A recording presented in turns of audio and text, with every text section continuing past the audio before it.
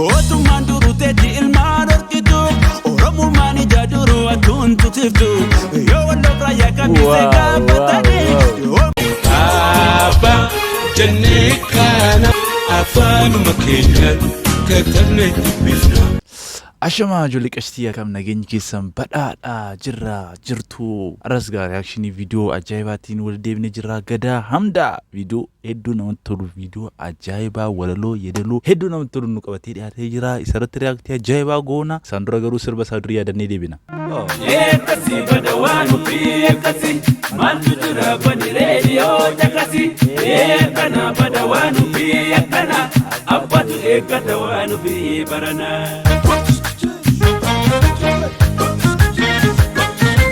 Gadaa hamdaa sirba isaa kanaan hedduu nu bohaarsiitti bashannanee shaashambaa jechaa turre har'amoogaa viidiyoo hedduu ajaa'iba namatti tolu tokko qabatee dhiyaatee jira. Maaltu saadda godha viidiyoo isa durii irraa isa kamtu wayya wanta jedhamu irratti waliin reaaktii goona jechuudha gara viidiyootti.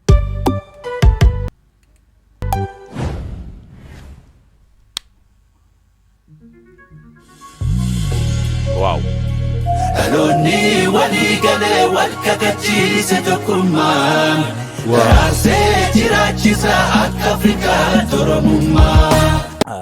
Weelluudhaa fi viidiyoo yeroo ilaaltan walitti yeroo wal simatu baay'ee natti tolan viidiyoo keessatti waa'ee tokkummaa isaa jira. Viidiyoo irratti wanti ilaaltanii tokkummaa hibsaa jechuudha. Kana gidduutti garuu sooma nama alaabaa mirmirsu tokko gidduu gashaniiru ta'ee hedduu kiliir ta'uu danda'a jechaadha. Tolas beeknaa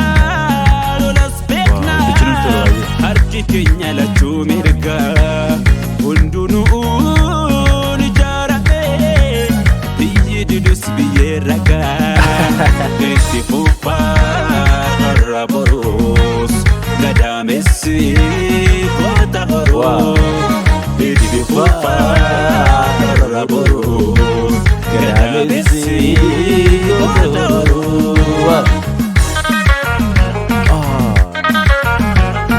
Viidiyoo kana keessatti kan baay'ee namatti tolu biitii isaati. Biitiin isaa kanaan dura kun beeknu biitiin afaan Oromoo irratti baay'inaan sirbamu kan Galaanaa yoo ilaaltan.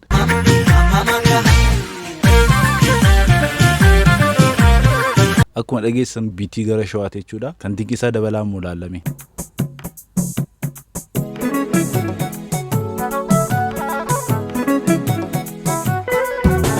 Kunis akkuma agartan gara shawaatti kan nu deemsisu ammallee muuziqaa afaan Oromoo keessatti viidiyoo dalagamaniiru jennee haasofnu hedduu namatti tolan keessaa hundi isaanii biitiin isaanii gara shawaatti geessu jechuudha. Kan Galaanaas kan dinqisaa kan Gadaa hamdaa duris biitiin isaa karuma shawaa nu geessa.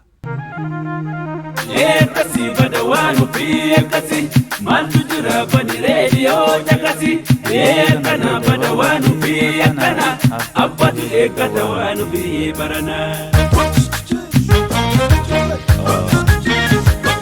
Kunillee adda isaas kan irraa garuu viidiyoon baay'ee namatti tolan muuziqaa afaan Oromoo keessatti ba'an keessaa hundi isaanii baay'inaan gara shawaatti kan biitiin isaanii kan nama geessu jechuudha. Viidiyoon Gadaa hamdaa baase kun garuu karaa Baaleeti. Yoo gayyummaa fi yoo nageenyaa diina qabnee firoonfannaa kan jaalalaan nutti dhufee kunuunfachuu itti beeknaa ulaagaanis namummaadha. Mucaa kana hundi keessan TikTok irratti beektu jedhee yaada. Itti beeknaa ulaagaanis namummaadha. Sirri sirbi gaafa jira.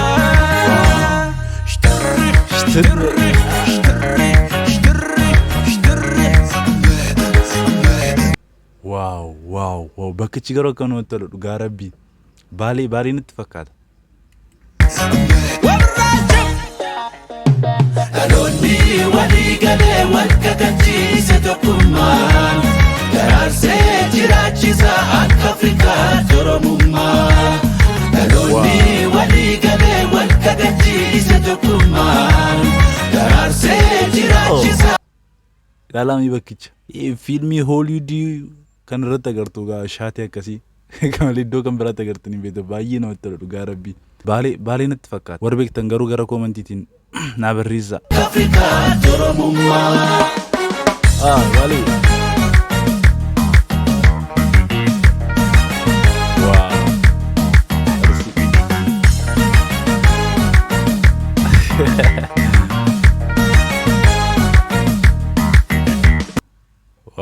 baay'ee namatti tola bakkichi. Viidiyoo kana keessatti baay'inaan tokkummaa ibsu yaalaa jira Gadaan. Yaa Oromoo abbaa biyyaa diinni kan kee maafrata yaa itti dhiisi dhimma isaati kenna dubbiin olumaa jibbitu jaalatule leenca malkooti sareen baay'atule jibbitu jaalatule leenca malkooti sareen baay'atule leenca malkooti sareen baay'atule kaasa gogaan bobaara amma jinaan qabate mikkanya deemi makiinaan sigate mikkanya deemi makiinaan sigate mikkanya deemi makiinaan sigate sigate mikkanya deemi makiinaan sigate taajalichi beeke asitti sirrii minti dhaggeeffadhaami. makiinaan sigate Sagalee isaa kan baay'ee bareechisu jiru sagalee dabalataa dudduubaan qabana dhaggeeffadhaa sirriitti. mikkanya deemi makiinaan sigate taajalichi beeke ajamichi eege jaarrana dhiifi baaroon tokkoomuu godhata Isan sila sinitti mila. Viidiyochi gabaay'ina waa'ee tokkummaa ibsaa jira. Waa'ee tokkummaa yeroo inni haasa'u viidiyoo irratti waa'ee tokkummaa wanta ibsuuf shaatii ajaa'ibaatti kan isaan itti fayyadaman. Baay'ee namatti tola dhugaa rabbii. Ditteelii ilaalanii ditteeliidha kan isaan viidiyoo kana waraaban otoo dinqisiisachiin darbuun hin ta'u. jaarrana dhiifi baaroon tokkoomuu godhata roorro loonni amma gajaalu sinni danda'een ilaalu fagoodha jaba qilleensa Afrikaadhaaf Oromoo maalcha Shaatii kana naaf ilaalame. Amaazonii keessa fakkaatu baay'ee namatti tola iddoon isaa dhugaa rabbii. Afrikaadhaaf Oromoo maalcha shigoolee abaaboole shigoolee abaaboole shigoolee abaaboole shigoolee abaaboole Abbayyaan gama Wow!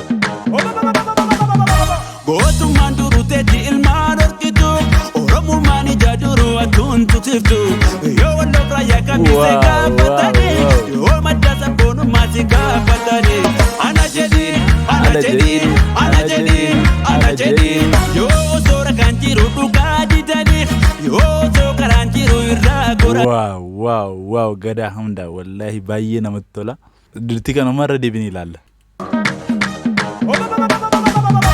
gootummaan duruteetti ilmaan horkitu oromummaan ija duru atuun tutiftu yoo walloof raayyaa kamisee gaafatani yoo madda sabboonummaa si gaafatani ana jedhiin ana jedhiin ana jedhiin ana jedhiin yoo Seenaa adda biraa keessa gashee iddootti kanatti biitii isa silaatiif isa kanaa dubbatti deebisnee ilaallee walitti deebiname. qabate mikkanya deemi Waliin argatu makiinaan biitii gamaa fi asitti dhaggeeffadama. Kompiliitii ilma jijjiiruu dhugaa rabbii. gootummaan duruteetti ilmaan horkitu oromummaan ija duru atuun tutiftu yoo walloof raayyaa kamisee gaafatani yoo madda sabboonummaa si gaafatani ana jedhiin ana jedhiin ana jedhiin ana jedhiin yoo osoo rakaan jiru dhugaa didaniif yoo osoo karaan jiru irraa gorani yoo osoo rakaan jiru dhugaa didaniif yoo osoo karaan jiru irraa gorani kana jedhiin kana jedhiin kana jedhiin kana jedhiin kana jedhiin kana jedhiin kana jedhiin kana jedhiin kana jedhiin kana jedhiin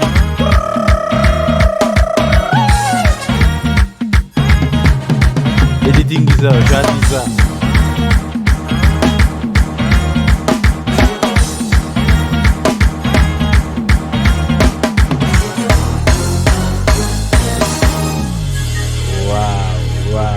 Wow! Dhumni isaallee namatti tola. Gadaa hamdaa. Dhugaa rabbiin dandeessa hedduu dandeessa. Meeloodiin Dalaayiriks Gadaa hamdaa. Isatummoo barreesse. Kaameeraa manii dhadhaata. Fitsum bisa hin beekun. Editing. Kalar Abdusalaam yeroo hundaa nama cimaadha Abdusalaam viidiyoo afaan Oromoo keessatti kalaringiidhaan iddoo baay'eetti agartu Gadaa Abdusalaamiin baay'ee nama cimaadha. Dhuguma jechuudha viidiyoo hedduu namatti tolu viidiyoo ajaa'ibaati Gadaa hamdaa kan nu keedhaan ga'e. Viidiyoon har'as ni qabadee dhiyaadhe kana fakkaata turanii aga viidiyoo kan biraa wal deebinutti nagaaf naa ta'a.